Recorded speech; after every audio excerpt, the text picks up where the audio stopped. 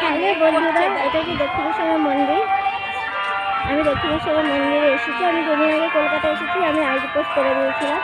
তো দক্ষিণেশ্বরের মন্দিরে আমি কোথাও করে দিলাম। আমি সব মন্দিরেই গিয়েছি, কিন্তু আমি মায়ের কাছে আসতে পারিনি। আমি নৈহাটি বড় মার কাছেও গেছি, কিন্তু এই বছর 2026 আমি মায়ের কাছে এসেছি। মা আমাকে টেনেছে।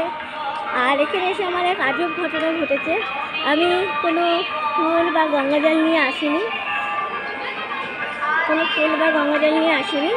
তো মন্দিরে যখন আমি ঢুকি, আমাকে লাইন থেকে ডেকে দিয়েছিল এক ব্রাহ্মণ। উনি আমার পুজো দিয়েছেন। আমার সাথে আমার ফ্যামিলিরা আছে, তারাও আমার সাথে পুজো দিয়েছে।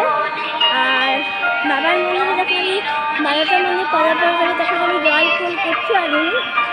তো সেখানেও এক ভক্ত শ্রাবণ মাসে যারা জল ঢালছে, সেখানে এক দাদা আমাকে জল দিয়েছে। আমি দাদার হাত দিয়ে আমি জল ঢেলেছি বাবার মাথায়।